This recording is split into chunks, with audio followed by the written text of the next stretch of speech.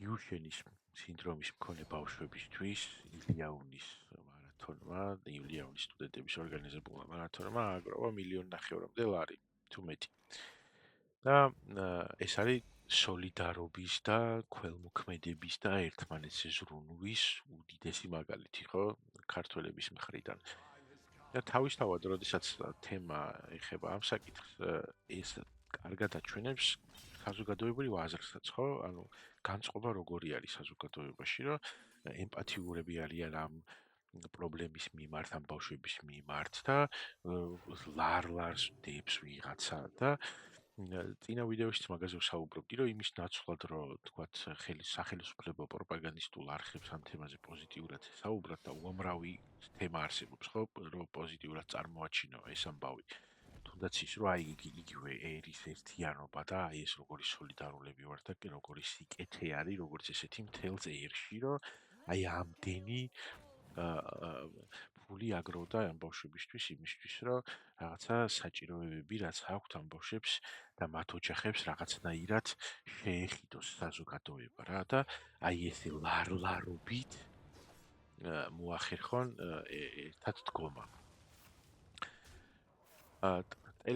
ტელევიზიაში და ქრონიკაში და მსგავს გადაცემებში რა ხდებოდა, არ ვიცი, არ მინახავს, მაგრამ ტელეიმედმა აირჩია, რომ თავის ჟურნალისტებისთვის და ხალხისთვის, რომელიც ამ თემაზე მუშაობდა, დაევალებინა, ანუ ბიჭო, ვიღაცის გონებაში ხო გაჩნდა ეს იდეა. ვიღაცამ ხო გადაწყვიტა, რომ ეს არის კარგი იდეა, რომ დამსხდარიყვნენ და ათობით პოსტი დევს ტელეიმედის პეიჯზე იმასთან დაკავშირებით, რომ ან როგორ იტყუებიან ვიღაცეები ამ თემასთან დაკავშირებით, რომ ესო წამლისთვის კი არ აგროვებენო, არამედ ეხავ ამბობენ, რომ თურმე ეტლისთვის და რაღაცეებისთვის უნდათო გესმით.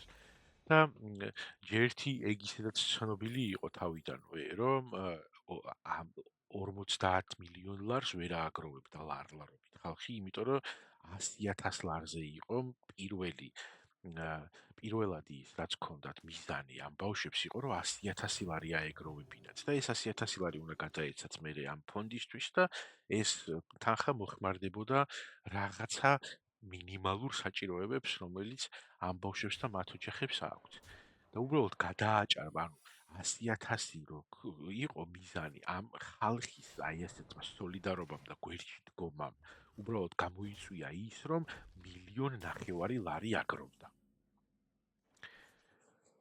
და იმედმა გადაწყვიტა, რომ აი ამ თემაზე რაც შეიძლება მეტი პოსტი დაედო იმ კუთხით, რომ ესე იგი, როგორი კარგია სახელმწიფო, რომ ისედაც ეხმარება ამ ბავშვებს და სადღაც რაღაცა ეჭვები არსებობს, რომ ვინ არის ამისი ორგანიზატორი და რა მიზნები ამოძრავებს ამ ხალხს და რატომ შეცვალეს თითქოს და ნარატივი, რომ წამლისთვის კი არ ვაგროვებთო, არამედო იმისთვისო, რა ქვია, ეტლისთვისო და სხვადასხვა საჭიროებებისთვისო, არადაო მაგასო ხელისუფლებაო ისედაც აფინანსებსო ამ ბავშვებისთვისო. ანუ ბიჭო, როგორი თემა იცი, რომ აი მართლა მაინტერესებს, რომ აი ამ თემაზე მუშაობა რო ჩააბარეს რომელიღაცა ჟურნალისტად ჯგუფს და რო უთხრეს, რომ ეხლა რომ აი ჩვენ ესეთი ამბავი ხდება ქვეყანაში, რომ ხალხი გაერთიანდა, რომ ხალხი ერთმანეთს გვერდში უდგას და ჩვენ ეს კი არ გავაშუქოთ, მოდი რაღაცა ვიპოვოთ, როგორ გამოუწმინდოთ ტრაკი ხელისუფლებას. როგორ გავაправოთ ხელისუფლება, როგორ წარმოვაჩინოთ ხელისუფლების ზოგადი ყოფა პოზიტიურად და პლუს ამას დამატებული, როგორ გავაშავოთ ის ადამიანები, რომლებიც ამ თემაზე მუშაობენ და ამ ბავშვებს ეხმარებიან. აი ეს არჩევანი გააკეთა ვიღაცა ჟურნალისტმა, ვიღაცა რედაქტორმა, ვიღაცა ტიპმა, რომელსაც დაავალეს და ხალხი, რომელიც აი ამ თემაზე მუშაობს, სიუჟეტს აკეთებს, ქარდს აკეთებს თუ სადღაც რეკავს რკითხოს, რომ იცით რა არის ბატონო მინისტრო, ხომ მართალია რომ თქვენ ისედაც ეხმარებით ამ ბავშვებს და საჭირო არ არის რომ ეს თანხა აგროვონ და ხო ტყუილად აგროვებენ, აი ეს დამოკიდებულება აქვთ, წარმოიდგინეთ რა იმედის ჟურნალისტებს და იმ ხალხს, რომლებმაც და აი რანაირად შეიძლება, რომ ნორმალურ ადამიანს, რომელსაც ადამიანობისა რაღაცა შერჩენილი გაქვს,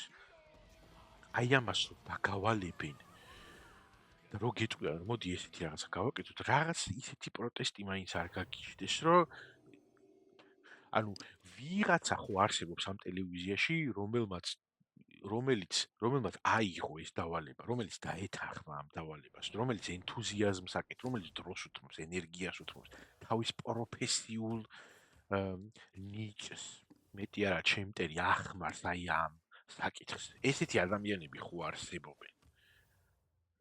ზუსტად ისეთივე ხალხი, რომელიც აი ჩვენ ნახეთ იქ, რომ ის ვიღაცა ხანში შესული ქალი რო ლაპარაკობს, რომ რატო უნდა დავაფინანსოთ რა ეგენიც რო ისინი არ არიყვნენ, აინშტაინებიო რა უნდა მისცენო მსოფლიოსო.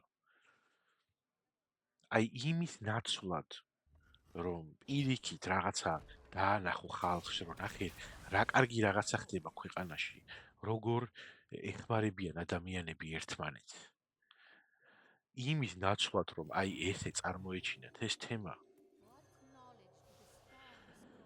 არ ვიცი, მართლა არ ვიცი რანაირად და თან როგორი რაღაც არის, აი ის რაც მოხდა, აი ამ 100,000 ლარი რო იყო პირველადი მიზანი.